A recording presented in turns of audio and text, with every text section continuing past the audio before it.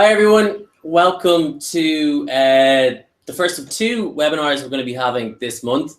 My name is Aindreas and this is Paul. Hi everyone. And Paul is a Google shopping specialist from the retail and technology sector within the UK. So as I was saying, this is the first of two webinars that are going to be happening in August. This one today is on Google Shopping. And what we want to do is make sure you're all ready as we come into Q4, a really important time for retailers and businesses. So without further ado, I'm going to go straight into the content here. In terms of our agenda, we're going to be talking about export in reference. Then we're going to be kicking into the nuts and bolts of campaign and feed requirements and our recommendations and best practices. And then we're going to be talking to you about an interesting product development that is coming in Q4. And then we're going to go through some real quick, snappy actions then. So you have a clear path to follow when you leave here today. So first up is export. So the reason why I have this here and we're only referencing it is because post-Brexit, a number of advertisers in the UK have been talking to us and about how do they expand their shopping footprint across EMEA and many different countries around the globe as well. So we think it's important to reference this from a shopping perspective because as advertisers increase their investment with AdWords and in Google Shopping, it makes sense to have this covered. So without going into the specifics of every single country and the requirements and where we currently are and where we're launching, the best thing to do if you have plans in Q4 or in early 2017 and beyond is to just make sure you're having the conversation with your account team today so we can get the resources in place to help you guys grow wherever you do decide to export. So next, I'm going to kick into feeds and campaigns with Paul here as well beside me. So thanks, Aindreas. Hi, everyone. So what I'd like to cover today is just some of the kind of common challenges I see around data management and give some top tips, and then look at campaign structures and, again, look at some of the kind of best practices and how to manage them. So to kick off, I'd first like to discuss price and availability disapprovals. So we often see retailers who submit their product data to us. They have challenges in keeping, say, the price up to date. And the reason why it's a challenge is because the retailer sends us their data, say, at the beginning of the day. And then during the day, the price changes on the website. And that results in a discrepancy between the data that we have in the feed, in the merchant center, and that on the website. And what we do is that we cross-reference this data all the time. So we look at the data in the spreadsheet, and we look or in the data feed, and we look at the data on the website to make sure that they match. And if they don't match, then we'll disapprove the product. So when do we see discrepancies occurring? So we often see it when there are seasonal peaks or sale periods. So this is kind of like when you see a lot of changes of, say, the price on the website during the day, multiple times a day.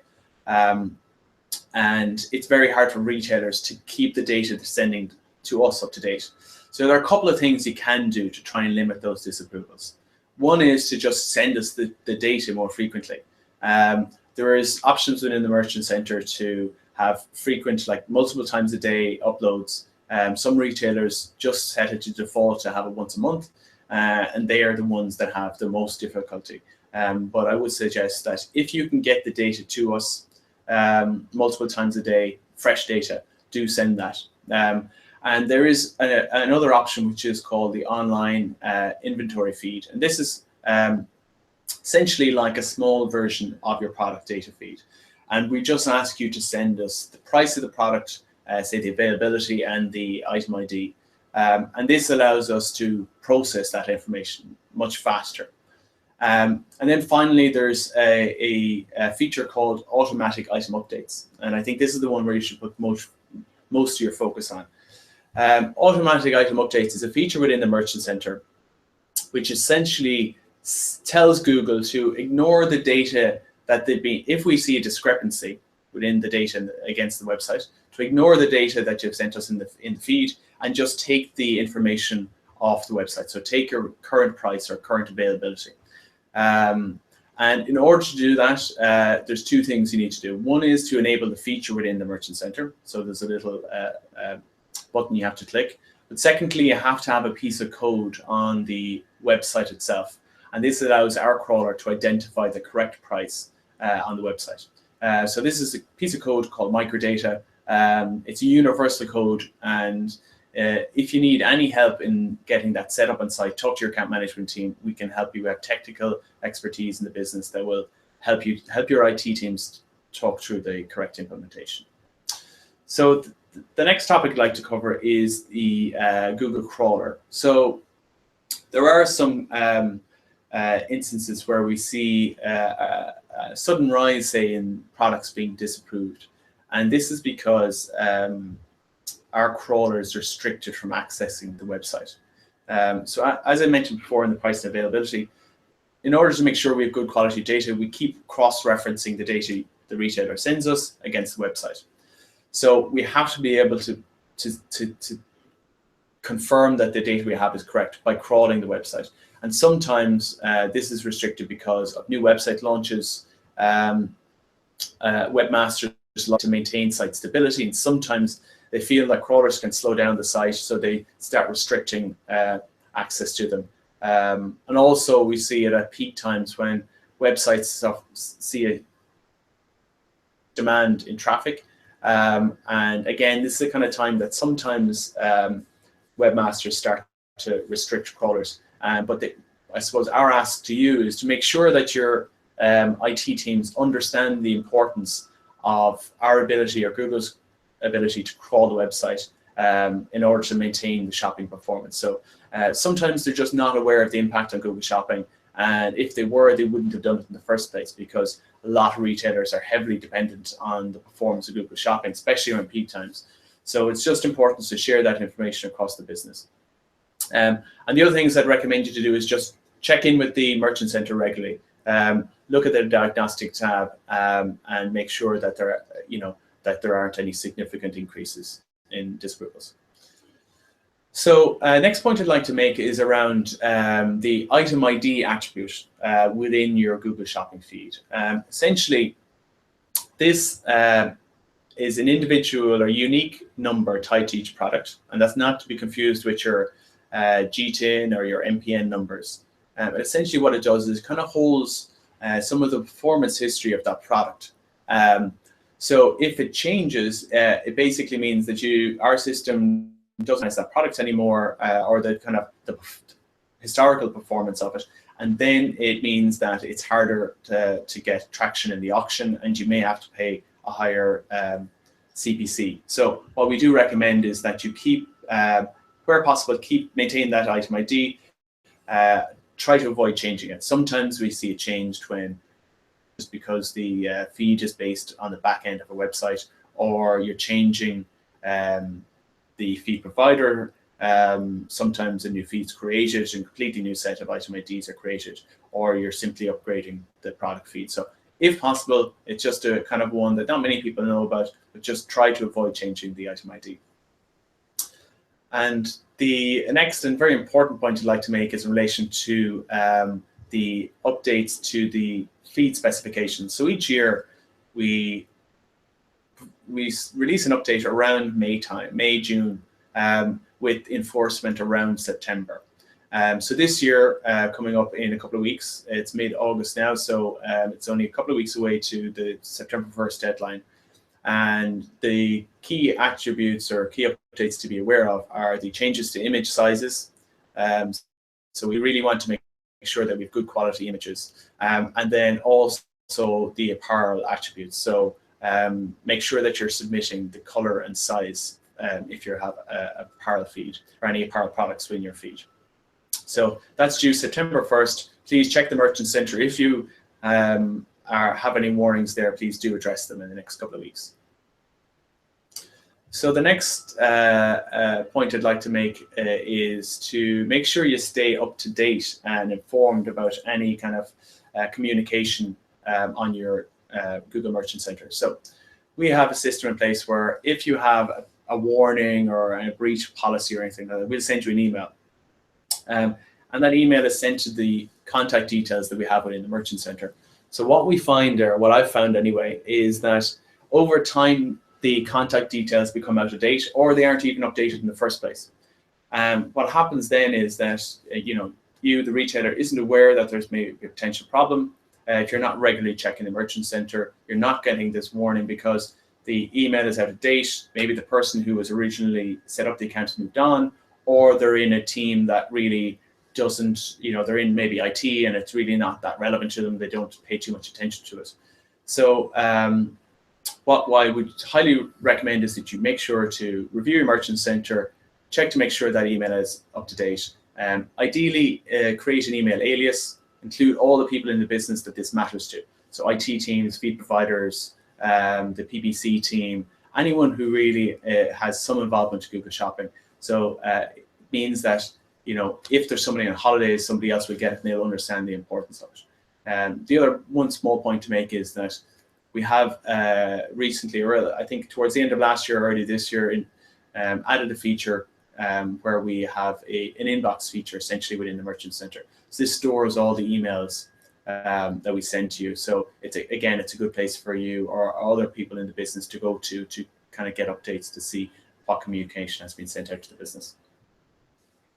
And finally, on this section, I just want to remind people of the Help Center. Essentially, there's an excellent Google Shopping Help Center. It's continually being updated. There's lots of resources there. There's lots of guides, lots of information around feed attributes, the specification changes, GTINs, and updates to our policies. So I just strongly recommend that you use that. It's a really good resource of information, and I think it's often overlooked. So now I'd like to just cover some topics or best practice around the campaign structures. First thing to, I suppose, say is that there isn't a perfect campaign structure, or maybe there is one, but there's not one universal one across retailers, because different product ranges require different types of campaign structures, and then how business operates in terms of reporting also means that there's a reason for different structures. But overall, the broad concept is, first of all, like here in this image, is to make sure that you're targeting all the products in your feed, all the which should mirror your website essentially. That's the most important thing. Then as you go on, then you start to create more granular structures. You break into subcategories pretty much along the lines that you would see your website broken down. And then right down to individual product levels. So you might have the case where you have certain key products that perform extremely well at seasonal periods or promotional periods. And essentially, you want to make sure that you can bid on those individually. So that's where you get down to the item ID or individual SKU level bidding. I suppose the most important point on campaign structure is to make sure that you keep them organized. So regardless of what kind of structure you have in place, make sure it's something that's sustainable. Because what I've noticed over time is that sometimes retailers develop extremely complex campaign structures that might perform, they could perform extremely well if they're maintained, but the challenge just on a resource point of view becomes quite difficult. And what happens is over time that I suppose it isn't consistent, and then you end up with just poor campaign structure because maybe someone leaves the business and the new person doesn't understand the previous setup, or just simply you got a lot of new products coming on board, and there's maybe not a consistency in how those new products are dealt with in comparison to existing products. So my kind of, I suppose, recommendation is think about the future. Do you have the ability to maintain the structure that you have in place, because it can cause difficulties. And I suppose one thing that you can do to, I suppose, avoid a lot of that difficulty is to create a kind of bestsellers campaign. I recommend this for most retailers, because you'll probably find, even though you have probably stock changes, most retailers have a certain number of products that are consistently the top sellers over an extended period of time. So it really suggest that you break those out, create your own campaign. You get much better control over your budget, that you don't exhaust the budget on your top sellers on other products. And it also helps you identify if your overall campaign structure is in good shape, because what I suggest is that you always look at your website, look at those top sellers, and then see if those are consistent with your top sellers on Google Shopping.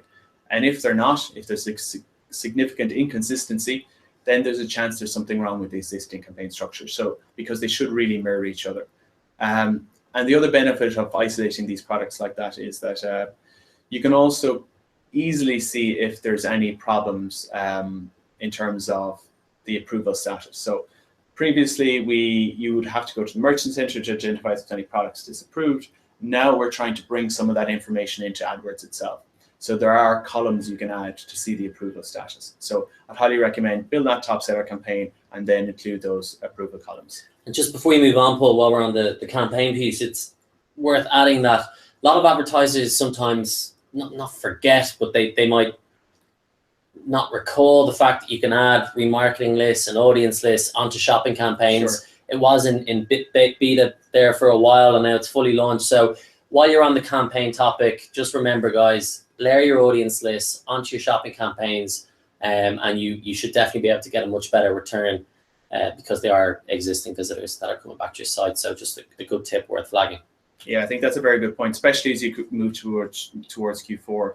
And you can use your marketing again for a lot of cross-selling. So, you may find that people start to buy presents maybe early in, November, say. And then once you have those people on your lists, you can cross-sell them later in the month and throughout that period. Great point. Good stuff. And then on to Google Shopping developments. Just one key product we wanted to bring to your attention is what's known as Showcase Ads. So as you can see in the demo here, that's on the left-hand side of the slide, basically what it is a number of different images in the one product listing ad format or Google Shopping format. So who is this for? It's basically for users who are still in the information seeking phase, still discovering, looking for ideas or inspiration. And it's generally going to appear for more, I suppose, brand awareness, upper funnel queries. So a good example would be if you go and say, buy model name followed by product, like some sort of digital camera, that's a specific query where you're going to be linked to your product that way. This is for people who are like maybe just, floral dresses and they want to see different types and different styles and all that sort of stuff. So it makes a lot of sense, and it should be in Paul, is it Q4 that it should be planned to launch? Yeah, so we're currently whitelisting at the moment. So as I said, it's a beta, so exact launch times can't be guaranteed. But yes, I'd say in the next kind of couple of months, you should see this. Live. Brilliant. Thanks very much. And now just on to actions. Yeah. So finally, just some summary action points. Like Aindreas said, think about exporting. Make sure that if there are countries there, particularly if you're already advertising in other countries in search, there's no reason why you shouldn't do so in shopping. So particularly, as Aindreas said, around with the, I suppose, somewhat uncertainty with kind of Brexit, it's a lot of retailers are asking us about, how can we expand further, what markets are available. So do speak to your account management team.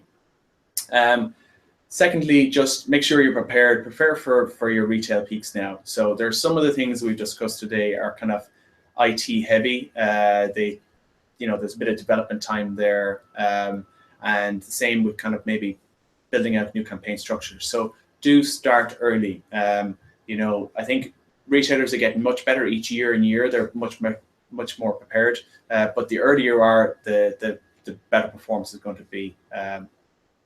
And then finally, just stay up to date with everything. Your account management team should be briefed on all the kind of new developments and betas. So just do reach out to them and ask them for help. Great stuff, Paul. Listen, thanks very much for coming today. No doubt the knowledge you're sharing, the learnings have been invaluable. To the audience or the people who have viewed this, if you have any feedback or suggestions based on what you've seen here today or ideas for upcoming webinars, please do reach out to your account team and let us know, or myself. And yeah, as I said at the beginning, this is the first of 2 webinars that were Hangouts on Air, should I say, that we're performing in August. And the next one is going to be at the end of August, so you'll be hearing from us then. Thanks very much for joining us. See ya.